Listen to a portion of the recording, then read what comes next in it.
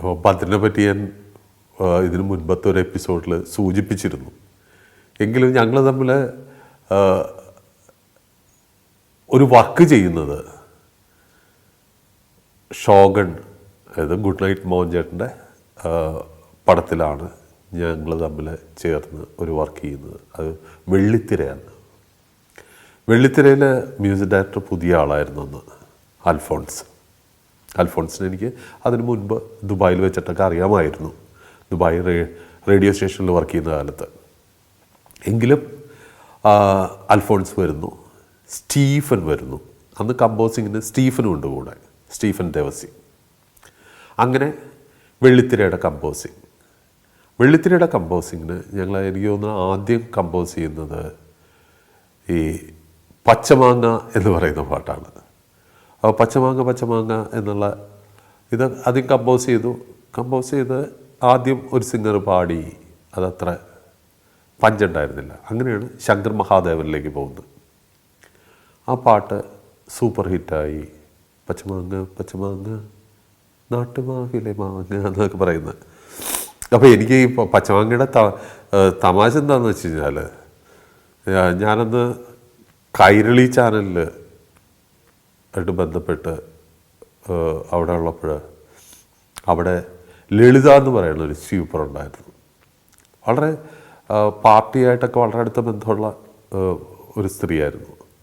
അപ്പോൾ ഒരു ദിവസം ഇപ്പോൾ ഞാൻ രാവിലെ ഓഫീസിലെത്തുമ്പോൾ ലളിത ഇങ്ങനെ കയ്യിൽ ഈ ചൂലിങ്ങനെ കയ്യിൽ കുത്തിയിട്ട് എൻ്റെ അടുത്ത് ചോദിച്ചു, സാറാണോ ഈ പച്ചമാങ്ങ എന്ന് പറയുന്ന പാട്ട് എഴുതിയത്? ഞാൻ അതെ. എന്തേ? എന്നാൽ കഷ്ടമായിപ്പോയി സാറേ, കാരണം ഇവർ ഓർമ്മകൾ ഓടിക്കളിക്കുക എൻ്റെയൊക്കെ വലിയ ഫാനാണ്. അപ്പോൾ അവർക്ക് പച്ചമാങ്ങ എന്ന് പറയുന്ന പാട്ട് ഞാൻ എഴുതിയത് ഒട്ടും ഇഷ്ടമായില്ല. അപ്പോൾ ഈ പാട്ടെഴുത്തുകാരൻ എപ്പോഴും അനുഭവിക്കുന്നൊരു പ്രശ്നമുണ്ട്. കാരണം വെച്ചാൽ മെലോഡിയസ് ആയിട്ടുള്ള സോങ്ങിനൊക്കെ വലിയ അപ്രീസിയേഷനൊക്കെ കിട്ടും. പക്ഷെ ഒരു അടിപൊളി പാട്ട്, സത്യത്തിൽ അടിപൊളി പാട്ട് എഴുതാനുള്ള ബുദ്ധിമുട്ട് എഴുതുന്നവർക്കേ അറിയുള്ളൂ. ഇപ്പോൾ പച്ചമാങ്ങ അതിൻ്റെ അകത്ത് ആ ക്ലാസ്സിൽ നിൽക്കുന്ന രണ്ട് പേര്, ഇവർ പറയുന്നത് എന്താണ്, കുറുക്കുമൊഴി കുറുകണ് കള്ളിപ്പെണ്ണ് കറുത്തമിഴുകി ഇളകണ് ഇതെന്താടി എന്നൊക്കെ പറയുന്നത്, ചില്ലുടഞ്ഞ കണ്ണാടി കണ്ണിനുള്ളിൽ എന്താണ്, എൻ്റെ ഈ ഫിഗറല്ലേ, ഫിഗറിനൊത്ത സ്റ്റൈലല്ലേ എന്ന് എഴുതി വെക്കാൻ ഒട്ടും എളുപ്പമല്ല. അതേസമയം ഓർമ്മകൾ ഓടിക്കളിക്കാൻ കുറച്ച് കാവ്യ ഇതൊക്കെ ഉള്ള ആർക്കും പറ്റും. പക്ഷേ ഈ പച്ചമാങ്ങ എന്നൊക്കെ പറയുന്ന തരത്തിലൊരു പാട്ട് എഴുതാൻ അത്ര എളുപ്പമുള്ള കാര്യമല്ല. എന്തായാലും എളുപ്പമുള്ള ആൾക്കാരുണ്ടാവായിരിക്കും, പക്ഷേ എനിക്ക് അത്ര എളുപ്പമല്ല. അതുകൊണ്ടിട്ട് ആളുകൾ ഇത്തരം പാട്ടുകൾ, ബാഗി ജീൻസ് ആണെങ്കിലും പച്ചമാങ്ങ ആണെങ്കിലും, അതാണ് യഥാർത്ഥത്തിൽ പാട്ടെഴുത്ത് എന്നുള്ള ഇതിൽ എന്നെ സംബന്ധിച്ചിടത്തോളം ടഫായിട്ടുള്ളതും സന്തോഷം കൂടുതൽ തരുന്നതും. ഭദ്രനായിട്ടുള്ള ഒരു അടുത്ത സൗഹൃദം സ്ഥാപിക്കുന്നത് ഈ പടത്തോടു കൂടിയാണ്. കാരണം ഭദ്രനെ പണ്ട് പരിചയപ്പെടുമ്പോൾ പൂമുഖപ്പടിയിൽ നിന്നേ കാത്ത് എനിക്കിഷ്ടമാണ് ഇങ്ങനെ. കാരണം വെച്ചാൽ അയ്യർ ദ ഗ്രേറ്റ് വളരെ ഡിഫറെൻ്റ് ആയിട്ടുള്ള സബ്ജക്റ്റുകൾ കൺസീവ് ചെയ്യുകയും ആ സബ്ജക്റ്റിൽ തന്നെ ജീവിക്കുകയും ഒക്കെ ചെയ്യുന്നൊരു ഡയറക്ടറാണ്. അതിനുവേണ്ടി അങ്ങനെ എടുക്കുന്ന സ്ട്രെയിൻ കണ്ടു കഴിഞ്ഞാൽ നമുക്ക് ചിന്തിക്കാൻ പോലും പറ്റില്ല. അത് മാത്രമായിരിക്കും ഭദ്രൻ. പിന്നെ സംസാരിക്കുന്നത് എല്ലാ പടത്തിനെ പറ്റി മാത്രമായിരിക്കും, ജീവിക്കുന്നതിൻ്റെ അകത്തായിരിക്കും. അത്ര ഒരു വർക്കിനോടൊക്കെ ഒരു മനുഷ്യന് ഇത്രമാത്രം ഡെഡിക്കേറ്റഡ് ആവുക എന്നുള്ളത് ഭദ്രനെ കാണണം. അപ്പോൾ ഇത് ഞാൻ നേരിട്ട് കാണുകയാണ്. ആ ട്യൂൺ അങ്ങോട്ട് തിരിച്ച് ഏതെങ്കിലും ഒരു ഇത് എന്തിന് ആ സമയത്ത് ഞാൻ തമാശന് പറഞ്ഞ ഒരു ഇതുണ്ടായിരുന്നു. അത് ഒട്ടുവെച്ച പച്ചക്കണ്ടത്തിൽ ഒറ്റയാലിൽ കൊത്തി പള്ളത്തി ഒറ്റ മിന്നോട്ടം കൊണ്ടെൻ്റെ കൽബിയിലെ 10 പൈസ ടങ്കീസും പൊട്ടി. ചുമ്മാ തമാശന് പറഞ്ഞതാണ് ഞാൻ. വന്നിട്ട് ഇമ്മീഡിയറ്റ് അതിൽ പിടിച്ച് ഇത് നോക്കുക വേണം, അതാ പടത്തിൽ ഉപയോഗിച്ചിട്ടുണ്ട്. അപ്പോൾ അങ്ങനെ അത്ര ത്രില്ലാണ്, ഭയങ്കര എനർജി നമുക്കിങ്ങനെ ഫീൽ ചെയ്യും ഭദ്രൻ്റെ കാര്യത്തിൽ. ധ്രുവത്തിൻ്റെ പാട്ടിനെ പറ്റി ഞാൻ പറഞ്ഞിരുന്നു. കറുകവയൽ കുരുവി, തുമ്പിപ്പെണ്ണെ പോലെയുള്ള പാട്ടുകൾ. പക്ഷേ പാട്ടിൻ്റെ കാലത്തുള്ളൊരു കാര്യം, പാട്ടിനെ ഡിപ്പെൻഡ് ചെയ്തിട്ട് അന്നത്തെ കാലത്ത് ഇന്ന് എനിക്ക് തോന്നുന്നു കുറേ കൂടി ബെറ്ററാണ്.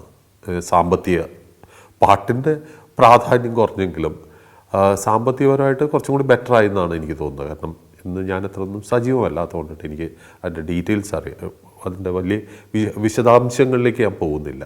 പക്ഷേ അന്നത്തെ ഒരു അവസ്ഥയിൽ പാട്ടെഴുതിയ ഒരാൾ ജീവിക്കാം എന്ന് തീരുമാനിച്ചാൽ അത് ആത്മഹത്യയിൽ വന്ന് അവസാനിക്കുകയുള്ളൂ. കാരണം അത്ര റെമുനറേറ്റീവ് അല്ല, പേര് മാത്രം ഇങ്ങനെ കിട്ടും. അതിൻ്റെ ഒന്നാന്തര ഉദാഹരണമായിരുന്നു ധ്രുവം എന്ന് പറയുന്ന സിനിമ തന്ന അനുഭവം. ധ്രുവം അന്ന് കേരളം മുഴുവൻ ആ പാട്ട് ഏറ്റെടുത്തു. എവിടെ പോയാലും പാട്ട് കേൾക്കാം. സൂപ്പർ ഹിറ്റ് എന്ന് പറഞ്ഞു കഴിഞ്ഞാൽ ബമ്പർ ഹിറ്റ്. ഞാനൊക്കെ അന്നൊക്കെ ഈ പെട്രോൾ പമ്പിൽ പാട്ട് വെക്കും. അവിടെ ചെന്ന് കഴിഞ്ഞാൽ അപ്പോൾ നമ്മളെ ചില പിള്ളേരൊക്കെ തിരിച്ചറിയും, സോറി എന്തൊരു പാട്ടാണ്. പെട്രോൾ അടിക്കാൻ 100 രൂപ തികച്ചില്ലാതെ ആയിരിക്കും നമ്മളവിടെ നിൽക്കുന്നത് എന്ന് പറയുന്ന ഒരു വല്ലാത്തൊരു പ്രശ്നം ഉണ്ടായിരുന്നു. എടുത്താൽ പൊങ്ങാത്ത, നമുക്ക് ഈ പേരും പ്രശസ്തിയൊക്കെ കിട്ടും, പക്ഷേ പണം വേണ്ടേ. അങ്ങനെയാണ് ഇത് പാട്ടെഴുത്ത് മാത്രമായിട്ട് മുന്നോട്ട് പോകാൻ സാധിക്കില്ല എന്നുള്ള ഉത്തമ ബോധ്യം വന്ന കാലമായിരുന്നു അതെല്ലാം. അങ്ങനെയാണ് ഞാൻ വീഡിയോ ചെയ്യാൻ തുടങ്ങിയത്. പുതിയ ഡോക്യുമെൻ്ററീസ് ചെയ്യാൻ തുടങ്ങി, ആഡ് ഫിലിംസ് ചെയ്യാൻ തുടങ്ങി, ജിങ്കിൾസും. അതിനു മുമ്പ് തന്നെ ഈ ആലൂക്കാസിൻ്റെയൊക്കെ പല ജിങ്കിളെല്ലാം ഞാൻ ചെയ്തിരുന്നു. അങ്ങനെ സിനിമ അല്ലാത്ത മറ്റൊരു മേഖലയിലേക്ക് ഞാൻ മെല്ലെ തിരിയാൻ തുടങ്ങുന്നത് അവിടെ നിന്നാണ്. 2000 ആയപ്പോഴേക്കും 2000 കൈരളി ചാനൽ തുടങ്ങുന്നു. അപ്പോൾ കൈരളി അതുവരെയും വന്ന കാഴ്ചയുടെ ഒരു ശീലങ്ങൾ മാറ്റിയൊരു ചാനലായിരുന്നു. നമ്മളൊക്കെ അങ്ങേറ്റം ത്രിൽഡായിരുന്നു കൈരളിയുടെ വരവ്. കാരണം അതുവരെ നമ്മൾ കണ്ടിരുന്ന ഏഷ്യാനെറ്റിൻ്റെയും സൂര്യയുടെയും, സൂര്യ അന്ന് സഹിക്കാൻ പറ്റില്ലായിരുന്നു. കാരണം ഇത് തമിഴിൻ്റെ അതേ കൾച്ചറും അത് അങ്ങനെ കൊണ്ടുവന്ന് ഇവിടെ ഇടുകയാണ് അവർ ചെയ്തിരുന്നത്. അതുകൊണ്ടിട്ട് അത്തരം ഒരു രീതിയിൽ നിന്ന് മാറി കേരളത്തിൻ്റെ കൾച്ചറും, പിന്നെ അത് മാത്രമല്ല അതിൻ്റെ അണിയറയിലുണ്ടായിരുന്നത് ചെയർമാൻ മമ്മൂട്ടി, അടുത്ത് മോഹനേട്ടൻ പ്രോഗ്രാം ഹെഡ്, ഇപ്പുറം ചേക്കുട്ടിയും പ്രഭാവർമ്മയൊക്കെ ന്യൂസിൽ, ബോർഡിൽ TR രാജേന്ദ്രൻ സാറിനെ പോലെയുള്ള ആളുകൾ, PT, അങ്ങനെ എല്ലാവരും തന്നെ ആ ഒരു സാംസ്കാരികത റിഫ്ലക്റ്റ് ചെയ്യുന്നത് തന്നെയായിരുന്നു കൈരളിയുടെ പ്രോഗ്രാമും. അവിടെ ആ സമയത്താണ് ഞാൻ വീഡിയോ എല്ലാം ചെയ്ത് തുടങ്ങുന്ന കാലം. അപ്പോൾ അതിമോഹത്തിൻ്റെയും അതിസാഹസികതയുടെയും എല്ലാ കാര്യങ്ങളും നമ്മുടെ കൂടപ്പുറപ്പായിട്ടുണ്ട്. ഞാൻ അന്ന് തീരുമാനിക്കുന്നത് ദുബായ് ഷോപ്പിംഗ് ഫെസ്റ്റിവൽ. അന്ന് ദുബായ് ഷോപ്പിംഗ് ഫെസ്റ്റിവൽ ലോകത്തിലെ, അതിനു മുൻപ് സിംഗപ്പൂർ ഫെസ്റ്റിവലിൻ്റെ അവിടെ നിന്ന് ആ കോൺസെപ്റ്റ് ദുബായ് എടുത്ത് ഉപയോഗിക്കുന്നു. അത് ലോകത്തിലെ ഏറ്റവും വലിയ ഷോപ്പിംഗ് ഫെസ്റ്റിവലായിട്ട് മാറുന്നു. ഒരു ഷോപ്പിംഗ് ഫെസ്റ്റിവൽ ലോകം മുഴുവൻ ആഘോഷിക്കുന്ന ഷോപ്പിംഗ് ഫെസ്റ്റിവലായിട്ട് മാറുന്നു. അപ്പോൾ ഞാൻ മമ്മൂക്ക എടുത്ത് പറഞ്ഞു, മമ്മൂക്ക എനിക്കൊരു ആർക്കും വേണ്ടാത്ത സമയം മതി, രാത്രി 10 മണിയൊക്കെ കഴിഞ്ഞിട്ട് ഒരു സ്ലോട്ട്. അങ്ങനെ മമ്മൂക്കയുടെ റെക്കമെൻഡേഷനിൽ കൈരളിയിൽ എനിക്ക് രാത്രി ഒരു സ്ലോട്ട് കിട്ടുന്നു. അങ്ങനെ ഞാൻ ദുബായിൽ പോകുന്നു. ഷോപ്പിംഗ് ഫെസ്റ്റിവൽ അവിടെ നിന്ന് എനിക്ക് തോന്നുന്നു കൈരളിയിൽ ആദ്യമായിട്ട് വരുന്ന ഒരു ഗൾഫ് പ്രോഗ്രാം ഒരുപക്ഷെ ഞാൻ ചെയ്ത വ്യാപാരങ്ങളുടെ മഹോത്സവം എന്ന് പറയുന്ന പ്രോഗ്രാം ആയിരിക്കണം. അങ്ങനെ വ്യാപാരങ്ങളുടെ മഹോത്സവം ചെയ്യുന്നു. മോനേട്ടനൊക്കെ ഉണ്ട്. മോനേട്ടനുമായിട്ടാണ് അത് കഴിഞ്ഞിട്ട് ഞാൻ ഡീൽ ചെയ്തിരുന്നത്. മോനേട്ടന് കാരണം അവിടെ നിന്ന് ഫ്ലൈറ്റിൽ ഈ ടേപ്പ് കൊടുത്തു വിടണം. അന്ന് എയർപോർട്ടിൽ നിന്ന് ടേപ്പ് കളക്ട് ചെയ്തില്ല എന്നൊക്കെ പറഞ്ഞിട്ട് ഞാൻ മോനേട്ടനായിട്ടൊക്കെ വഴക്ക് കൂടിയിട്ടുണ്ട്. പിന്നീട് നമ്മൾ അതേ പൊസിഷനിൽ വരുമ്പോഴല്ലേ പ്രോഗ്രാം ഡയറക്ടറുടെ പണിയല്ല എയർപോർട്ടിൽ പോയി ടേപ്പ് മേടിക്കൽ എന്നുള്ളതൊക്കെ മനസ്സിലാവുന്നത്. നമ്മുടെ അടുത്ത് പറഞ്ഞിരുന്നെങ്കിൽ നമ്മൾ അങ്ങനെയൊന്നും ആയിരിക്കില്ല റിയാക്ട് ചെയ്യുന്നത്. എന്തായാലും പാവം മോനേട്ടൻ്റെ അടുത്തൊക്കെ ഇത്തരത്തിൽ ഞാൻ ഒരുപാട് വഴക്ക് കൂടിയിട്ടുണ്ട്. എന്തായാലും ദുബായിൽ പോയി വ്യാപാരങ്ങളുടെ മഹോത്സവം എന്ന് പറയുന്ന പ്രോഗ്രാം ചെയ്തു. ആ പ്രോഗ്രാം ചെയ്യുമ്പോൾ എനിക്ക് കിട്ടിയ ഏറ്റവും ഇതായിട്ടുള്ളൊരു വലിയൊരു ഗുണം കിട്ടിയത്, അക്കാലത്ത് ഈ പൊതുവേ നമ്മുടെ മലയാളികൾ അവിടുത്തെ അറബ്സുമായിട്ടൊന്നും അങ്ങനെ അധികം മിങ്കിൾ ചെയ്യില്ല. പക്ഷേ എനിക്ക് ദുബായ് ഷോപ്പിംഗ് ഫെസ്റ്റിവലിൽ ഒരുപാട് പേരെ അവിടുത്തെ ഒഫീഷ്യൽസിനെയും മറ്റുമൊക്കെ ഇൻ്റർവ്യൂ ചെയ്യാനുള്ള ഭാഗ്യം കിട്ടി. അങ്ങനെ മിനിസ്റ്റർ ഹംദാൻ അങ്ങനെയുള്ള ആൾക്കാരൊക്കെ ആയിട്ട് ഒരു പരിചയം തുടങ്ങി വെക്കാൻ അത് സഹായിച്ചു. ഒപ്പം തന്നെ അന്ന് ദുബായ് മ്യൂസിയത്തിൻ്റെ ക്യൂറേറ്ററും ഒക്കെ ആയിരുന്ന ഐഷ ഉബൈദുള്ള എന്ന് പറയുന്ന ഒരു അറബ് ലേഡി ഉണ്ടായിരുന്നു. വളരെ സീനിയറായിട്ടുള്ള ലേഡിയായിരുന്നു. അവർ വലിയൊരു മതേളിയതോടുകൂടി ഞങ്ങളെയൊക്കെ ഊട്ടിയിരുന്നത് അവരായിരുന്നു എന്ന് പറയാം. കാരണം ദുബായിയുടെ ആ ഒരു ഇതിൻ്റെ അകത്ത് അധികം കയ്യിൽ പോക്കറ്റിൽ വലിയ പൈസ ഒന്നും ആയിട്ടല്ല അന്ന് ദുബായിൽ നമ്മൾ പോയിരുന്നത്. അക്കാലത്ത് നമ്മളെ ഊട്ടിയിരുന്നത് പലപ്പോഴും ഇൻ്റർനാഷണൽ ഗസ്റ്റിനൊക്കെ വേണ്ടിയിട്ട് ഹയാത്തിൽ നിന്നൊക്കെ വരുത്തി വച്ചിരിക്കുന്ന ഫുഡുകൾ ഒരു 1-2 പാക്കറ്റ് ഞങ്ങൾക്ക് വേണ്ടി മാറ്റി വെക്കുമായിരുന്നു ഐഷ. അതുമാത്രമല്ല, അന്നത്തെ വ്യാപാരങ്ങളുടെ മഹോത്സവം എന്ന് പറയുന്ന പ്രോഗ്രാമിൻ്റെ ഇൻട്രോ എല്ലാം ഷൂട്ട് ചെയ്തിരുന്നത് ഈ ദുബായ് മ്യൂസിയത്തിൻ്റെ മുന്നിലുള്ള ഈ പറയുന്ന പഴയ ഇതിൻ്റെയൊക്കെ എല്ലാം മുൻപിലും ദുബായ് മ്യൂസിയത്തിൻ്റെ അകത്തുമാണ് ഞാൻ പലപ്പോഴും അതിൻ്റെ ഇൻട്രോ എല്ലാം എടുത്തിരുന്നത്. ഒരിക്കലും ഒരു പെർമിഷന് പോലും പോവാതെ ആയിഷയായിട്ടുള്ള പരിചയത്തിൻ്റെയും അടുപ്പത്തിൻ്റെയും പേരിൽ ഞങ്ങളവിടെ ഷൂട്ട് ചെയ്യുമായിരുന്നു. അവിടെ നിന്നാണ് യഥാർത്ഥത്തിൽ വീഡിയോയിലേക്ക് എൻ്റെ പൂർണ്ണമായിട്ടുള്ള ഒരു തുടക്കം വരുന്നത്. ഈ ദുബായ് ഷോപ്പിംഗ് ഫെസ്റ്റിവൽ ഷൂട്ടിങ്ങാണ്. പാട്ടിൻ്റെയും സിനിമയും വിട്ട് മറ്റൊരു ഇതിലേക്ക് ഞാൻ മാറുന്നത് ഈ കാലഘട്ടത്തിലാണ്. ആ മാറ്റമാണ് എന്നെ കൈരളിയുടെ പ്രോഗ്രാം ഡയറക്ടർ കസേരയിലേക്ക് കൊണ്ടുവന്നിരുത്തിയത്. ലേബർ ഇന്ത്യ 3-ാം ലക്കം ഇപ്പോൾ ഷോപ്പുകളിൽ. കോവിഡ് കാലത്തെ സമഗ്ര പഠനത്തിനു വേണ്ടി പ്രത്യേകം തയ്യാറാക്കിയ മാസികകൾ ഓൺലൈനിൽ വാങ്ങാൻ laborindia.com സന്ദർശിക്കുക. 2000 തുടങ്ങി 2004 വരെയും ഞാൻ ഇത്തരം ഫ്രീലാൻസായിട്ട് കുറേ ഡോക്യുമെൻ്ററീസുകൾ ചെയ്തു. അതിനുശേഷമാണ് ആ സമയത്ത് അമൃതയെല്ലാം സ്വന്തം ചാനലിനെ പറ്റി ആലോചിക്കാൻ തുടങ്ങിയിരുന്നു. ഞാൻ അതിൻ്റെ അകത്ത് സജീവമായിട്ട് ആ ആലോചനകളിൽ ഉണ്ടായിരുന്നു. പക്ഷേ ഞാൻ ജോയിൻ ചെയ്തത് കൈരളിയിൽ തന്നെയാണ്. കാരണം അതിന് കാരണമായതും മമ്മൂക്ക തന്നെയാണ്. മമ്മൂക്കയാണ് കൈരളിയിൽ ജോയിൻ ചെയ്യാൻ എന്നോട് ആവശ്യപ്പെടുന്നതും.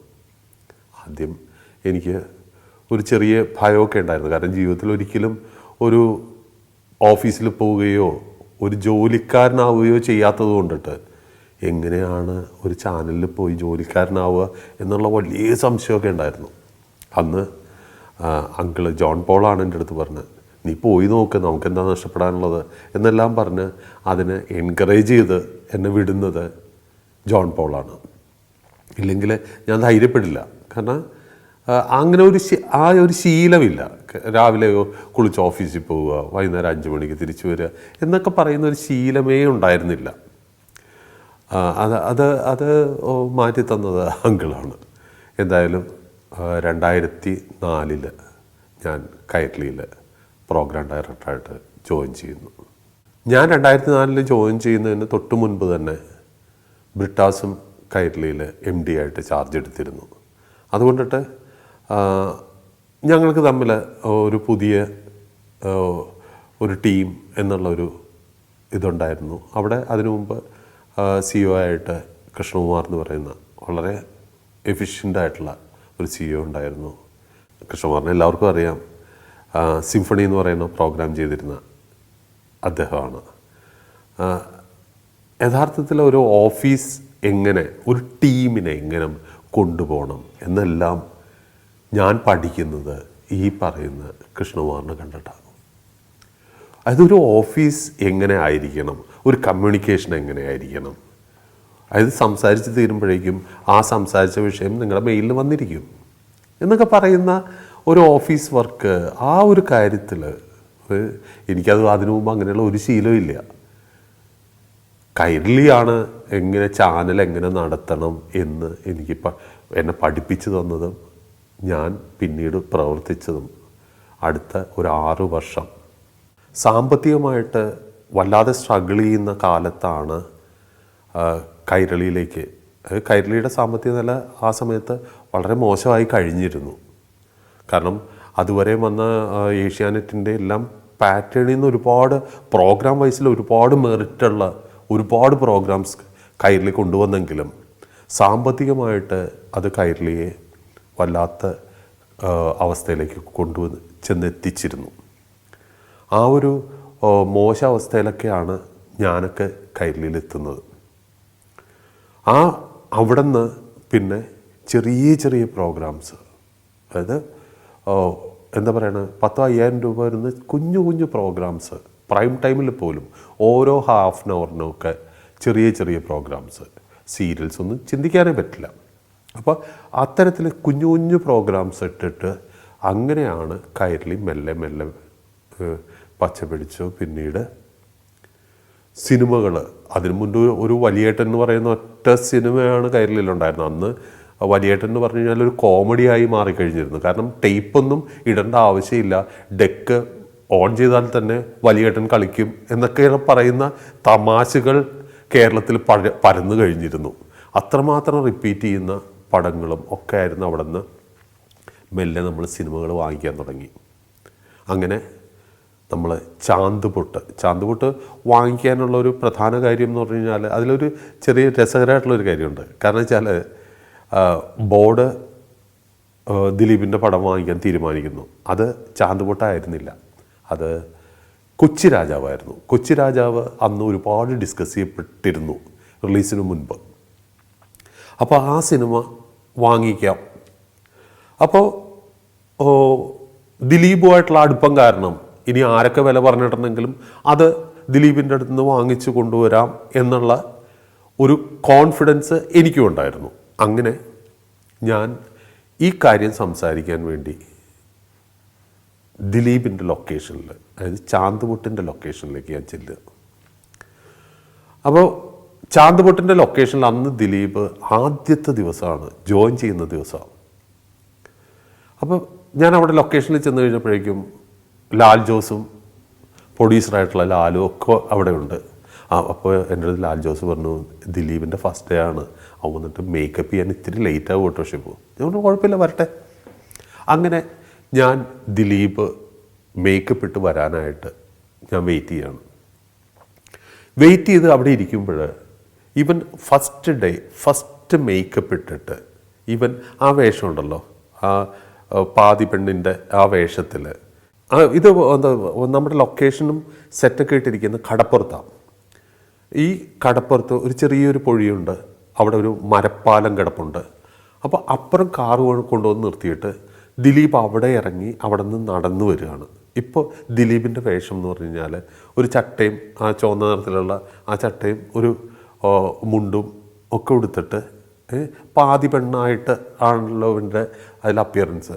അവൻ അവിടെ വന്ന് ഇറങ്ങി ദിലീപിനെ കണ്ട ഉടനെ ആളുകളുടെ ഒരു ആരവം ഇങ്ങനെ കേൾക്കാം. കാറിൽ നിന്ന് ഇറങ്ങിയിട്ട് ഇവൻ ആ തടിപ്പാലത്തിലേക്ക് കയറി. അപ്പോൾ ഇവനെ കണ്ട ഉടനെ ആ കടപ്പുറത്ത് നിൽക്കുന്ന ആൾക്കാർ മുഴുവൻ ദിലീപ് എന്നൊക്കെ പറഞ്ഞിട്ട് ഒച്ചെടുക്കുന്നുണ്ട്. പക്ഷേ ഈ തടിപ്പാലത്തിലേക്ക് കയറിയവൻ പെട്ടെന്ന് ഇവൻ്റെ നടപ്പിൻ്റെ രീതി മാറ്റി, ആ കുണുങ്ങിയുള്ള നടപ്പാക്കി അങ്ങ് മാറ്റി. ഇത്രയും മനുഷ്യർ, പിന്നെ ഒരു ആരവമാണ് കേൾക്കുന്നത്. ക്യാരക്ടർ എന്താണെന്ന് അറിയില്ല, ഒന്നും അറിയില്ല. പക്ഷേ അപ്പം തന്നെ ആളുകൾ അതിനെ സ്വീകരിച്ചു കഴിഞ്ഞിരുന്നു. ഇവിടെ നിന്ന് നമ്മൾ ഇപ്പുറത്തെ കരയിൽ നിൽക്കുന്ന നമ്മളുടെയൊക്കെ ഉള്ളിലേക്ക് ഒരു എന്താ പറയണ, ആ ഒരു അറ്റ്മോസ്ഫിയർ ഉണ്ടാക്കുന്ന ആ ഒരു സ്പിരിറ്റ് ഉണ്ടല്ലോ, ശരിക്ക് നമ്മളൊക്കെ രോമം എഴുന്നേറ്റങ്ങ് പോവുക.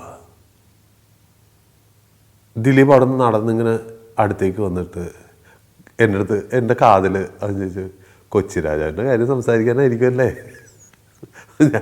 ഞാൻ ചിരിച്ചു. ഞാനിപ്പോൾ വരാട്ടോ ഒന്ന് പറഞ്ഞിട്ട് ഇവൻ അകത്ത് പോയി. അത് കഴിഞ്ഞിട്ട് ഇവൻ തിരിച്ചു വന്നു. അപ്പോൾ ദിലീപ് പറഞ്ഞ്, കൊച്ചി രാജാവിൻ്റെ ഞാൻ തടഞ്ഞു, എനിക്ക് കൊച്ചി രാജാവ് വേണ്ട. അപ്പോൾ ഇവനറിയാം കൊച്ചി രാജാവിൻ്റെ കാര്യം സംസാരിക്കാൻ. എനിക്ക് കൊച്ചി രാജാവ് വേണ്ട, എനിക്ക് ഈ പടം മതി. ഇവൻ എൻ്റെ ഒന്ന് സ്വരം താഴ്ത്തിയിട്ട് എൻ്റെ അടുത്ത് പറഞ്ഞു റിസ്ക് അല്ലേ എന്ന്. ഞാൻ പറഞ്ഞു അത് ഞാൻ ഏറ്റു, ഇത് സൂപ്പർ ഹിറ്റായിരിക്കും. കാരണം അതാ ആ ഒരു ലൊക്കേഷനിൽ ചെല്ലുമ്പോൾ കിട്ടുന്ന ഒരു ഫീലുണ്ടല്ലോ. ഞാൻ പറഞ്ഞു ഇത് സൂപ്പർ ഹിറ്റായിരിക്കും. അപ്പോൾ പറഞ്ഞു നിങ്ങളുടെ നാവ് പൊന്നാവട്ടെ. ഇതായിരുന്നു ദിലീപിൻ്റെ മറുപടി. ഞാൻ പറഞ്ഞു എനിക്കിത് മതി, അഡ്വാൻസ് വണ്ടിയിലുണ്ട്. അന്ന് പ്രൊഡ്യൂസർ എന്നുള്ളതിൻ്റെ അപ്പുറത്തേക്ക് പലപ്പോഴും ഇവരായിരുന്നു ഈ ആർട്ടിസ്റ്റുകൾ തന്നെ പടത്തിൻ്റെ സാറ്റലൈറ്റ് റൈറ്റ് കൈകാര്യം ചെയ്തിരുന്ന ഒരു കാലമായിരുന്നു. അതുകൊണ്ടാണ് ദിലീപുമായിട്ട് ആ ബിസിനസ് സംസാരിക്കേണ്ടി വന്നത്. ഞാൻ പറഞ്ഞു അഡ്വാൻസ്. ഇപ്പം പറഞ്ഞു ഒരു പൈസ അഡ്വാൻസ് ആവശ്യമില്ല, വാക്ക് തന്നെ. അങ്ങനെ ഞങ്ങൾ കൈകൊടുത്ത് പിരിയുന്നു. അങ്ങനെയാണ് ചാന്തുപൊട്ട് എന്ന് പറയുന്ന പടം കൈരളിയിലെത്തുന്നത്. അപ്പോൾ ഞാൻ വീഡിയോ എല്ലാം ചെയ്തു തുടങ്ങുന്ന കാലമാണ്. അപ്പോൾ ഈ program as it is shoot ചെയ്തിട്ടുണ്ട്. പക്ഷേ ടെലികാസ്റ്റ് ചെയ്യണമെങ്കിൽ അതിൽ കുറച്ച് പേരുടെ ഇൻ്റർവ്യൂസും ഒക്കെ കൂടി ചേർത്ത് പിന്നെ ദേവരാ മാസ്റ്റർ കുറച്ച് പാട്ടുകൾ ആഡ് ചെയ്യണം. ഇങ്ങനെ അത് എഡിറ്റ് ചെയ്ത് ഒരു പ്രോഗ്രാമാക്കി മാറ്റണം. അതിൻ്റെ ഭാഗമായിട്ട് ഞാൻ ക്യാമറയായിട്ട് തിരുവനന്തപുരത്തെത്തി. ഞാൻ മാസ്റ്റർ വിളിച്ചു, മാസ്റ്റർ സ്വാമിയെ പറ്റി ഒരു ഇൻ്റർവ്യൂ വേണം. ഫോൺ ചെയ്തിട്ടാണ് പറയുന്നത്. അപ്പുറത്തുനിന്ന് മാസ്റ്റർ മറുപടി, ഞാൻ ആർക്കും ഇൻ്റർവ്യൂ കൊടുക്കാറില്ല.